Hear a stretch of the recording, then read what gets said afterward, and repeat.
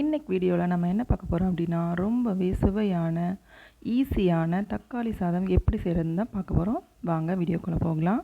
முதல்ல ஒரு கடாயில் எண்ணெய் ஊற்றி அது சூடானதும் கடுகு உளுத்தம்பருப்பு போட்டு பொரிய விட்டுக்கலாம். கூடவே கொஞ்சமாக சோம்பு ஆட் பண்ணிக்கலாம். அதோட கொஞ்சம் கருவேப்பிலை ஆட் பண்ணிக்கலாம். கூடவே நீல வாக்கில் கட் பண்ணி வச்சுருக்கிற வெங்காயத்தையும் ஆட் பண்ணிக்கலாம். நான் இன்றைக்கி 2 வெங்காயம் சேர்த்துருக்கேன். 2 பச்சை மிளகாய் ஆட் பண்ணிக்கலாம்.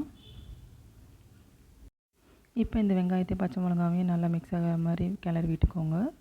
கூடவே கொஞ்சமாக பெருங்காயம் ஆட் பண்ணியிருக்கேன். அதோட 4 பல் பூண்டு சேர்த்துக்கோங்க. இதெல்லாம் சேர்த்து நல்லா கிளறி விட்டுக்கலாம். வெங்காயம் வெந்து வர வரைக்கும் வெயிட் பண்ணலாம்.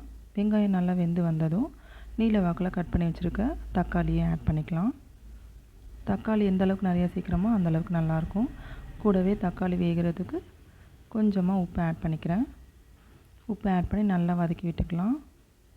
தக்காளி நல்லா வெந்து வந்ததும் அதில் ஒரு 2 ஸ்பூன் குழம்பு மிளகாத்தூள் சேர்த்துருக்கேன். கூடவே கொஞ்சமாக கரம் மசாலா ஆட் பண்ணிக்கலாம். இப்போ இந்த மசாலா எல்லாம் ஃபுல்லாக மிக்ஸ் ஆகிற மாதிரி நல்லா கிளறி விட்டுக்கலாம். இப்போ தக்காளி தொக்கு நல்லா ரெடி ஆகிடுச்சு.